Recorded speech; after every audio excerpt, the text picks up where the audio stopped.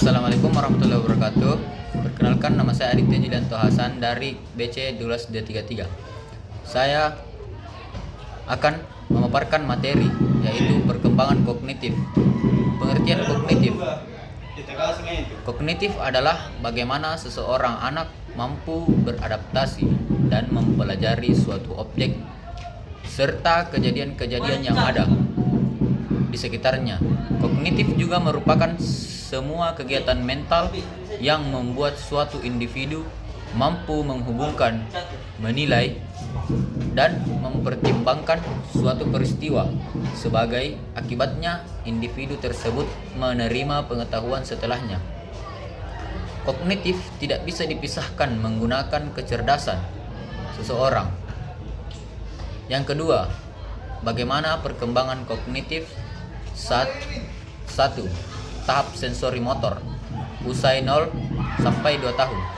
Pada tahap ini, bayi akan membangun suatu pemahaman tentang dunia, mengkoordinasikan pengalaman sensor seperti melihat dan mendengar dengan tindakan fisik, dengan berfungsinya alat indera serta kemampuan melakukan gerak motorik dalam bentuk refleks ini, maka seseorang bayi berada dalam keadaan siap untuk mengadakan hubungan dengan dunianya.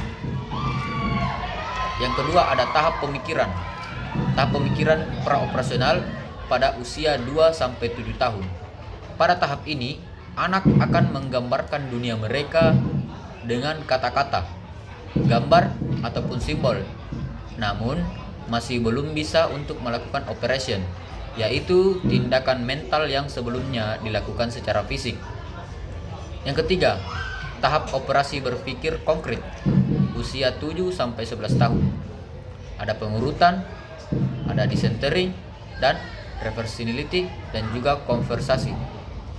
Ada juga penghilang sifat, egosentrisme. Yang keempat, tahap operasi berpikir formal, usia 11 hingga dewasa. Tahap ini adalah periode akhir perkembangan kognitif dalam teori Piaget. Karakteristik tahap ini adalah diperolehnya kemampuan untuk berpikir abstrak, menalar secara logis, dan menarik kesimpulan dari informasi yang tersedia. Dalam tahapan ini, seseorang dapat memahami hal-hal seperti cinta, bukti nalar, dan nilai. Yang ketiga, ada fungsi perkembangan kognitif. 1. Perhatian. Perhatian merupakan penyeleksi rangsangan yang nantinya menjadi fokus perhatian dan bisa diabaikan secara bersamaan. Rangsangan yang dimaksud bisa berupa bau, suara, maupun gambar. Yang kedua, memori atau daya ingat. Memori atau daya ingat berkaitan dengan tingkat kefokusan seseorang. Semakin fokus, semakin baik memori atau daya ingat. Hal inilah yang menunjukkan bagaimana suatu informasi akan ditransfer dan disimpan di dalam otak. Yang ketiga, fungsi eksekutif. Fungsi eksekutif merupakan fungsi yang mengarahkan manusia untuk menjadi perencana dan melaksanakan sesuatu yang telah ia rencanakan. Nah, dari sinilah seseorang terlihat bagaimana cara menyelesaikan setiap permasalahan. Yang keempat, ada kemampuan berbahasa. Kemampuan berbahasa berkaitan dengan bagaimana seseorang mampu menyusun kata-kata saat berkomunikasi dengan orang lain. Setiap orang memiliki kemampuan berbahasa yang berbeda-beda, bergantung dari fungsi-fungsi kognitifnya. Tahap yang kelima, ada merasakan dan mengenali kehadiran fungsi kognitif. Membuat seseorang bisa merasakan dan mengenali segala sesuatu di sekitarnya. Misalnya, membedakan antara jeruk dan lemon, semangka dan melon, dan seterusnya.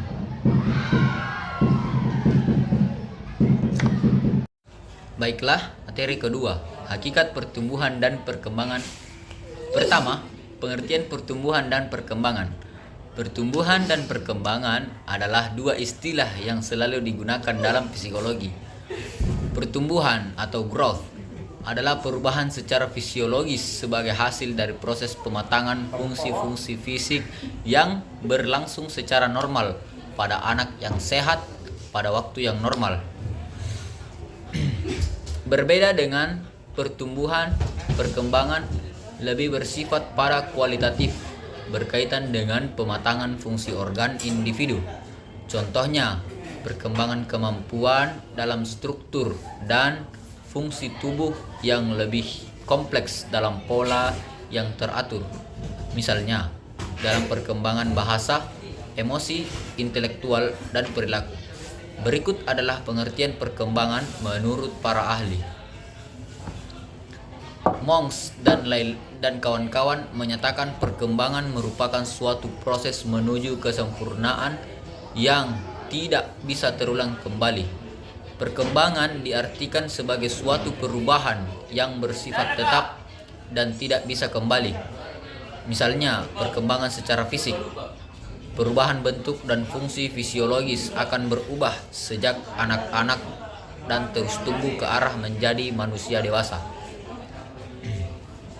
Seifert dan Hoffnung mengartikan perkembangan sebagai perasaan yang tumbuh pada seseorang dan mengakibatkan perubahan jangka panjang, pola berpikir, hubungan sosial, dan skill motorik.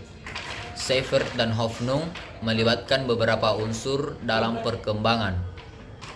Pada anak, perkembangan mengakibatkan perubahan pada kematangan tingkat berpikir, interaksi sosial, dan semakin matangnya fungsi motorik. Desmita mengartikan bahwa perkembangan mencakup perubahan fisik dan di dalamnya perubahan terjadi secara terus-menerus dari fungsi jasmaniah dan rohaniahnya menuju tahap yang lebih matang. Yusuf pada tahun 2013 mengartikan perkembangan sebagai suatu proses perubahan dalam diri individu atau organisme, baik fisik maupun psikis, menuju tingkat kedewasaan atau kematangan yang berlangsung secara sistematis, progresif, dan berkesinambungan.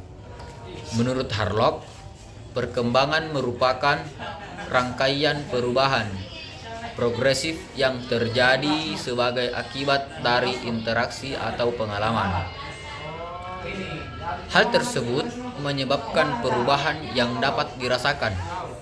Semakin banyaknya pengalaman hidup dan interaksi dengan sosial, maka perubahan yang dialami juga semakin bervariatif.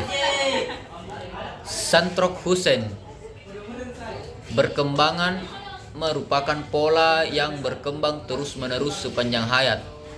Perubahan ini berlangsung sampai menimbulkan sifat-sifat baru dari dalam diri individu. Misalnya, sifat egois pada anak-anak akan berkembang setelah mengenal interaksi sosial dan saling membutuhkan antar manusia, sehingga merubah sikap tersebut.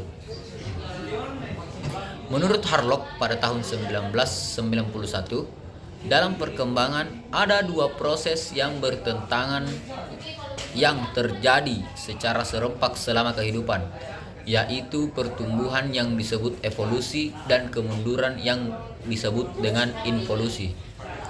Yang kedua, faktor yang berpengaruh pada perkembangan individu.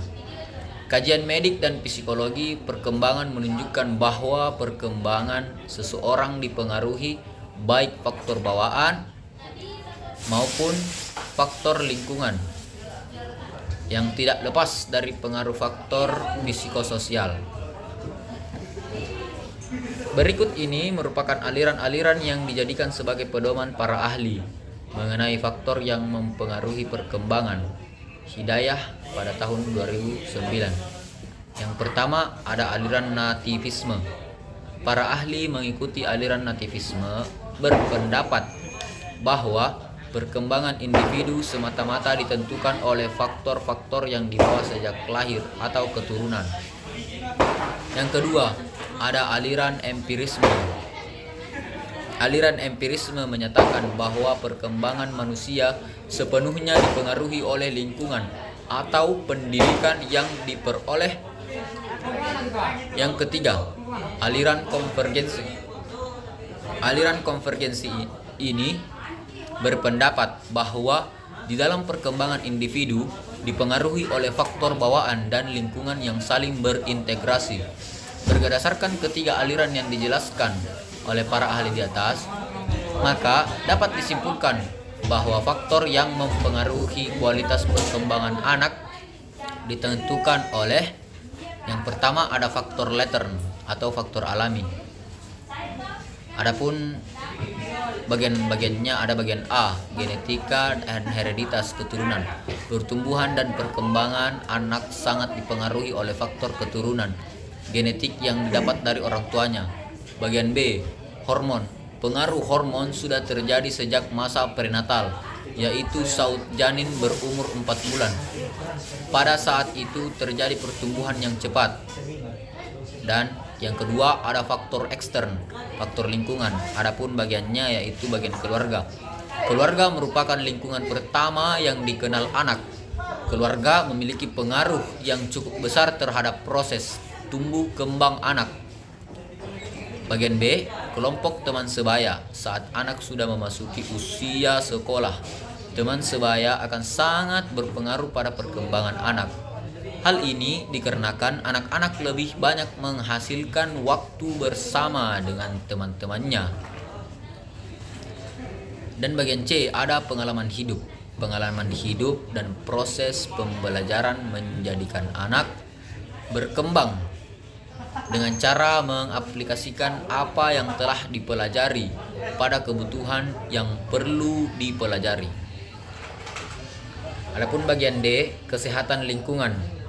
Tingkat kesehatan mempengaruhi respon Aryak terhadap lingkungan dan respon orang lain pada anak tersebut.